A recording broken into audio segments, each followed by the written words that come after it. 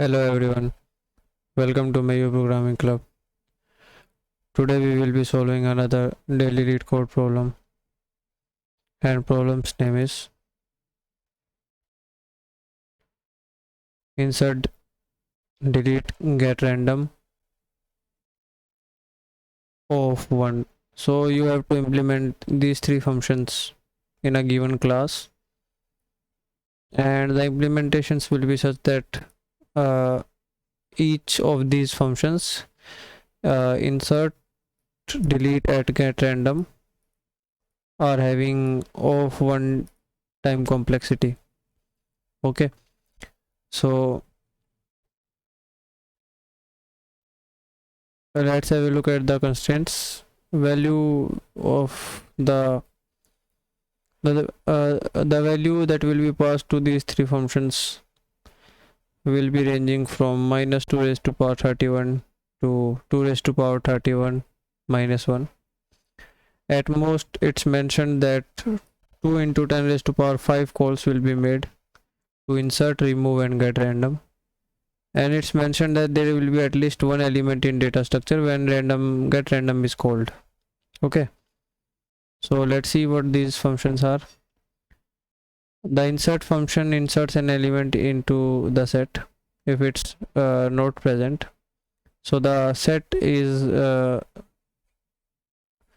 you can say denoted by this randomized set class. This class is having three functions. You have to implement these three functions. So insert will add the value of the item to the set if it's not present already. If it's not present already, then you will return true that you have inserted a value, indicating that you have inserted a value. And if let's say the value was already present in the set, then you will return false, indicating that you haven't inserted any value, it was already there. Then comes the remove function. Remove function removes item with value equal to val from the set if it is present, and returns true if it have removed the item, provided that it have found it first. And if the item with value is not found in the set, then you will return false, indicating that you have not removed any value. Okay, and then comes the get random function. You have to return a random element from the set of the elements that is present with each element must have the same probability of being returned. Okay, so you must implement the functions of the class such that each function works in average of 1 time. So each of these implementations of individual implementations of these three functions, they should be working in order of 1 time. Okay, so let's discuss how we will be implementing these functions one by one. Firstly, the insert function is there. Now to insert a value in a set, it can be easily done with the help of, let's say, a set data structure from the library of your choice of language.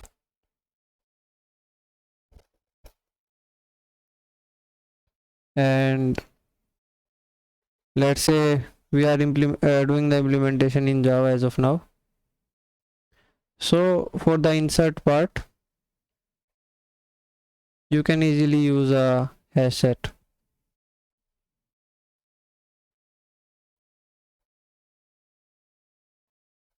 Okay, and it will easily be able to check whether the value is already present in the hash set or not. And if it's already present, then you will be returning false, otherwise you will be returning true. Okay, if it's present, then false, that you haven't inserted any value. and if it's not present, then you will insert one, then insert, and you will return true. So it will be working in order of one time complexity, so we need not to worry about insert. It's very trivial kind of function.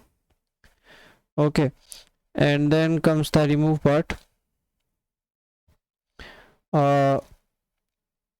Now remove part also, if you see, remove function in this hash set will be taking off one time, so remove is also covered.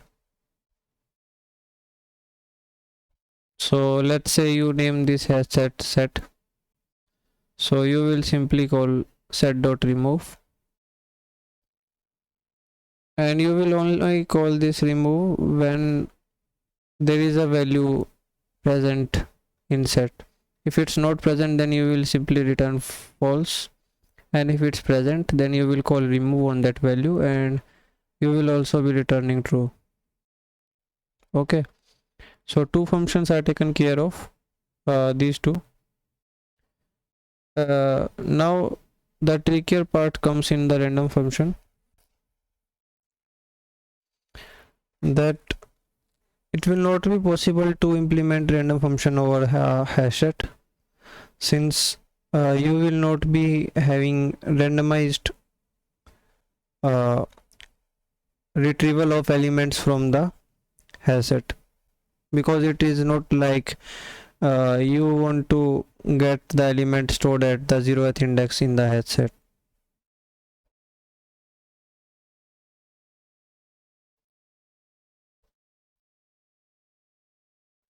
Okay, so this will not be possible. So that's why because of this function only, we have to change our implementation. So this is just to tell you how to think of approach.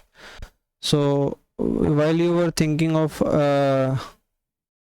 selecting a appropriate approach, these two functions could have been implemented just by inbuilt hash set. It's a inbuilt data structure, but the third one cannot be implemented just alone by using hash set. Okay, so you have to use a combination. What combination we will be using? We will be using combination of map and array list. We could have used array if we already know that. I think array list will be fine. Array is not required here. So what will be the map storing? Map will be storing value versus index pairs.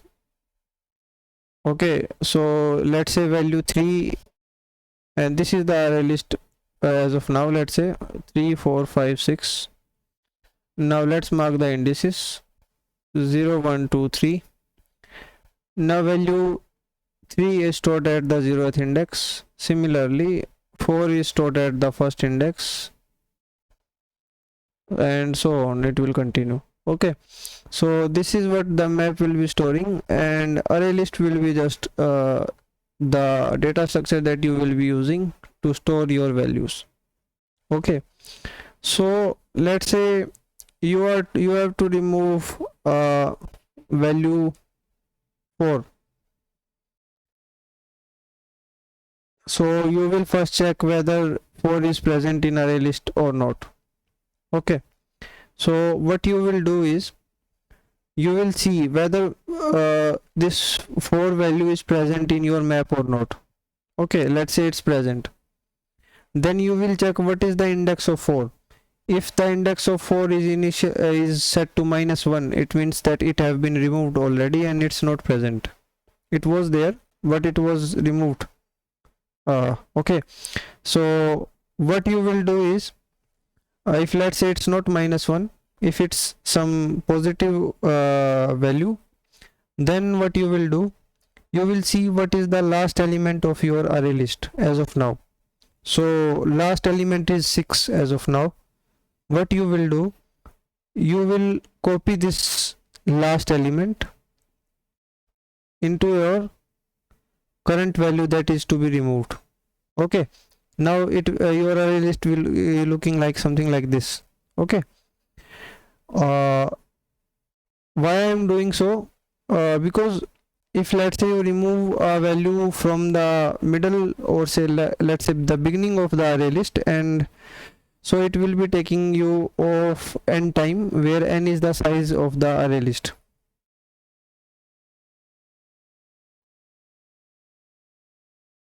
And let's say you have to remove only the last value, then you need not to do any shifting, because let's say you remove this particular value, and so all of these values should be shifted one place ahead.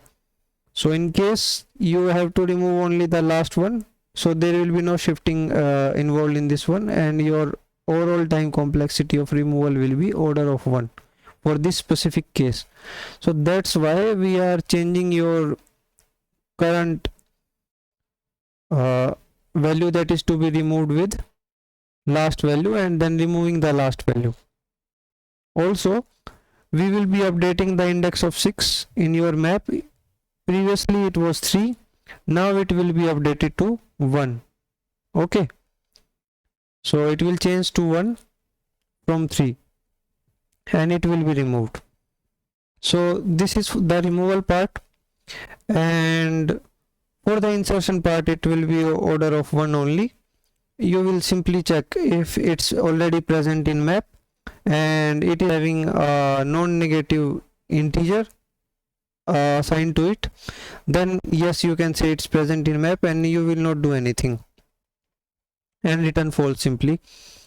And if it's not present, then you will simply add it and return true.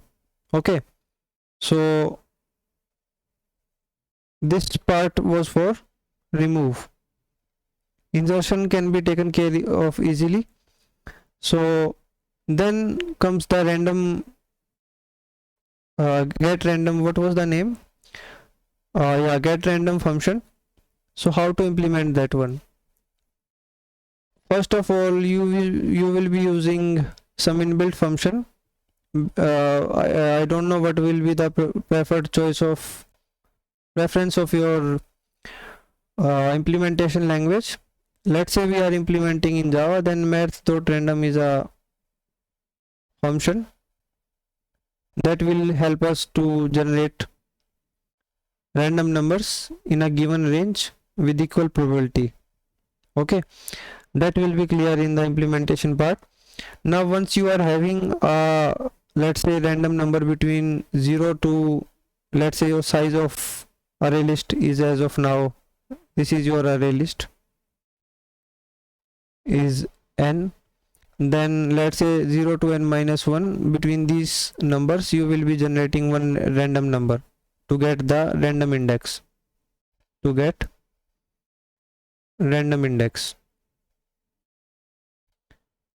So once you are having this random index, you will be simply returning the element present at that index. Okay, so let's check the implementation part also. Basically the whole logic of the problem was in this remove method, that we are copying the very last element to the element that is to be deleted, and then removing the last element only. Okay, so anyhow, let's see the implementation. So this is the implementation. First of all, you will be initializing your data structures that you will be using. One is map and another is array list in the constructor. They will be declared private. Then you will implement your insert function. You will simply check whether the value that is to be inserted is present in the map or not. If it's present, then you will see whether the index that is assigned to it, it is not -1, because -1 will indicate that it was present before but it was also removed. So if that's the case, if this whole condition returns true, then you will return false. Otherwise you will insert it into your array list and mark the corresponding index in the index map also. So what will be the index that it will be inserted? It will be the current size of array list. Current size of array list will be index on which this value will be inserted. So then you will implement the remove function. Okay, so first of all you will check whether the current value that is to be removed is present in your index map, and it should not be having -1 against it. Okay, so if this condition holds true, then what you will do, then you will remove the element, otherwise you will return false and return true after removing. So if this condition holds true, then remove the element, remove the value or say. So first of all you will get the index at which the value is present, index in array list at which value is present. Then you will mark index against this value as -1, indicating that this value is removed in the index map. And if let's say index that you found out on which the value is located in array list is the very last index of the array list, then you will simply do the removal operation and return true. Okay, else if it's not the very last element, then you will do that copy operation, copying the very last element to the current element and then changing the index of the last element also, and then removing last element. Okay, and then returning true. So that's the this is the implementation of remove function. Now let's come to the implementation of GetRandom function. So this call of math.random will give you a random index between minimum and maximum, both included. Okay, so once you are having hold of this random index, you will be able to get your value that is stored at that index in the array list easily. So all of these implementations will be order of 1. So that's how we will be solving this particular problem. If you are still having any doubts or any queries in general, please feel free to ask them in the comment section. Thank you for watching. Have a great day ahead.